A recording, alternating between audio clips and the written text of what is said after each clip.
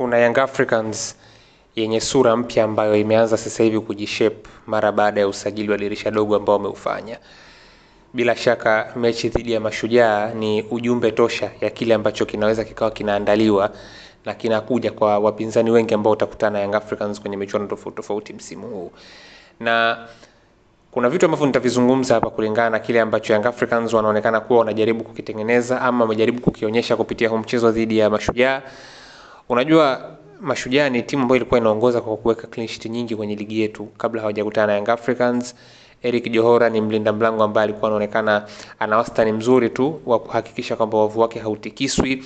Alikuwa na clean sheet takriban 6 kama nitakuwa sijakosea kwenye michezo ambayo alikuwa ameidakia klabu ya Mashujaa kabla ya kukutana na Young Africans kwenye mchezo ambao wamekutana hivi leo. Sasa kitu gani ambacho Young Africans wanaonekana wamejaribu kukitengeneza ama ni picha ya aina gani ambayo Young Africans wanaonekana wamejaribu kuja nayo mara baada ya usajili ambao wameufanya?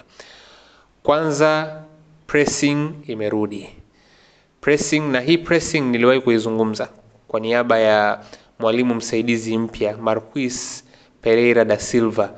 Niliwahi kuweka bayana namna ambavyo kiukufunzi anakuja kuofa uwezo wa kuiset team katika kufanya pressing, mikimbio ifanywe katika utaratibu wa aina gani, ni kwa haraka kiasi gani wachezaji wao wanakwenda ku close down walinzi pamoja na goalkeeper wa timu pinzani, kuwalazimisha wafanye makosa, kuwalazimisha waupoteze mpira urudi katika himaya ya Young Africans. Na hilo limedhihiri kwenye mchezo wa kwanza kabisa akiwa chini ya Pedro Goncalves. Hilo limedhihiri kwa namna ambavyo Young Africans walikuwa wanaweka shinikizo la kutosha kwa Mashujaa na kutowapa nafasi ya kuweza kuwa na utulivu kwenye mchakato wa build up katika phase ya kwanza. Na hichi ni kitu ambacho ukijaribu kukitizama tangu msimu unaanza Young Africans walipokuwa chini ya Romain Folz, na hapa katikati pia kilikuwa hakionekani. Actually Folz alikuwa anataka timu isiwe inafanya pressing. Yaani Young Africans ilikuwa haifanyi pressing. Young Africans ilipokuwa inapoteza mpira ilikuwa ina retreat kuja katika muundo wa kuzuia kuanzia katikati kwa maana ya mid block, wakati mwingine inakuwa ni low block. Kwa hiyo hakukuwa na huo msisitizo kabisa kufanya pressing, lakini pengine hivi ndio vitu ambavyo vilikuwa vinawafanya mashabiki waone Yanga tofauti na ile ambayo walikuwa wamezoea msimu uliopita, kwa sababu Yanga ambao wao walikuwa wanaifahamu ni Yanga ambayo ilikuwa haimpi nafasi mpinzani, hupumui. Yani Yanga ukitaka kuanza tu mchakato wa build up, wako kwenye pua yako, wako kwenye dirisha lako, wanahakikisha kwamba wanagonga vya kutosha, wanachukua mpira, wanakwenda kufanya madhara kwa maximum effect. Sasa hicho kimerudi hii leo. Hii 6-0 ambayo imepatikana dhidi ya Mashujaa inakurudisha msimu uliopita kwenye baadhi ya games nyingi ambazo Young Africans walikuwa wanatoa dozi kubwa. High pressing, mpinzani hapati nafasi ya kupumua mechi nzima, then ni wakatili.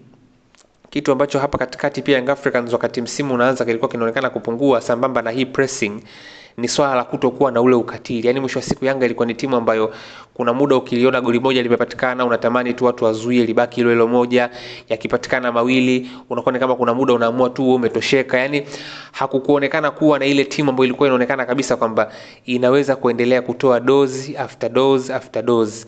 Lakini ni wazi mara baada ya usajili huu wa dirisha dogo unaiona Young Africans imerudi katika ile rhythm ya msimu uliopita. Ni timu ambayo haitosheki na kukufunga goli 2 goli 3, wanataka wakufunge 4 wakufunge 5 as much as ambavyo wataweza kwa kadri namna mchezo utakavyokuwa unaweza kuruhusiwa na muamuzi. Young Africans wanataka kuhakikisha kwamba wanafanya madhara ya kutosha kwa wapinzani. Sasa hicho ndio kitu ambacho kwa kiasi kikubwa sana, ama hivyo ndio vitu viwili, pressing pamoja na huu ukatili, unaweza kuona namna ambavyo umerudishwa katika mchezo dhidi ya Mashujaa. Lakini kitu kingine pia, energy. Kiungo cha Young Africans kwenda kumpata Mohamed Damaro Kamara kama sehemu ya kiungo wa chini, kisha wakamwambatanisha na Duke Abuya ambaye sasa hivi anapata ule uhuru wa kucheza zaidi kwenye eneo lake la asili kama namba 8, kiungo ambaye anapanda na kushuka. Then ukawa na Maxi Nzengeli / Mudathir Yahya Abbas. Ni ile Yanga ya msimu uliopita ambayo kuna muda ilikuwa sambamba na Aucho, unakuta kuna Maxi, kuna Abuya, kuna Mudathir. Nilishawahi kuposti mpaka kwenye Instagram. Yani kiukweli sio fair. Sio fair katika namna ambayo wale jamaa wana nguvu, then pia wana energy ya kukimbia dakika zote 90 bila ya tenki kukata mafuta. Sasa ukijaribu kuitazama Young Africans ambayo ilikuwa inahusisha zaidi uwepo wa Mohamed Dumbi wakati msimu unaanza, kulikuwa kuna vitu vingine ambavyo vilikuwa vinaonekana havipo kabisa. Of course Andambwile ni kiungo mzuiaji, lakini ni tofauti na ile Damaro. Yani Damaro ni ule mtu ambaye nilishawahi kubainisha nafikiri kwenye video kadhaa ambazo zilizopita ambazo nilikuwa namzungumzia. Yani unamuona, yani hata kama wewe ni mtu ambaye unatazama mpira kwenye TV, yani ni kiungo ambaye kamera ikipan tu kwa Mohamed Damaro Kamara, unaona kabisa kuna mtu wa miraba minne anatembea ama anaweka doria kwenye kile kiungo cha Young Africans. Kwa hiyo unaweza kuona kwamba kuna hiyo energy ambayo imerudi hivi sasa, kuna dynamism ambayo imerudi, kuna nguvu ambayo imerudi kwenye kiungo. Vitu ambavyo ndo viliwafanya Yanga wawe Yanga msimu uliopita. Nguvu, kasi, energy ya kutosha, pressing, ukatili mbele ya lango. Hivi ni vitu ambavyo vilikuwa vinawafanya Yanga wawe Yanga msimu uliopita. Kwa hiyo kupata ushindi wa goli 6-0, mshambuliaji mpya Depu akaweza kufunga goli na kutoa assist, Okello akawa anaonekana kuwa na utulivu wa hali ya juu, na hapo unaambiwa ndo bado hawajazoeana. Yani kama ni chemistry labda katika 100 ndo kwanza labda iko 65 au 69 pengine. Bado wanahitaji kuendelea kupata games za mara kwa mara waweze kuendelea kuzoeana kitabia na wachezaji wenzao uwanjani. Na ndo zimepatikana hizi goli 6. Kwa hiyo unaweza kuona ni kwa kiasi gani ambavyo tayari kuna mwanga wa jinsi ambavyo Young Africans inaanza ama inakuwa na ule mwelekeo wa kurudisha ule utawala na ubora ambao waliuonyesha msimu uliopita.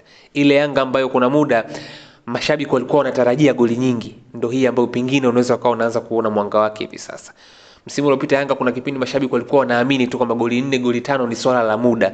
Pengine kwa hichi ambacho Young Africans wamefanikiwa kufanya kupitia usajili wa dirisha dogo, na kwa hichi ambacho kimeweza kuonekana kwa mara ya kwanza baada ya hizi sajili pia kutumika kwenye mchezo dhidi ya Mashujaa, ni ishara kwamba pengine kuna wapinzani wengi msimu huu wanatakiwa wafunge mkanda. Young Africans wanaweza kuwa kwenye mazingira ya kurudi katika ule ubora wa kiperformance. Hakukuwa na shaka kwamba Young Africans alikuwa ni contender kama kawaida. Misimu 4 mfululizo tulikuwa tunaamini huu ni msimu wa 5 anaweza kuendelea kuwa miongoni mwa watu ambao wanapigiwa upatu pale juu, lakini hivi sasa kuna performance ambayo inaanza kurudi ambayo ilikuwa imezoeleka msimu uliopita.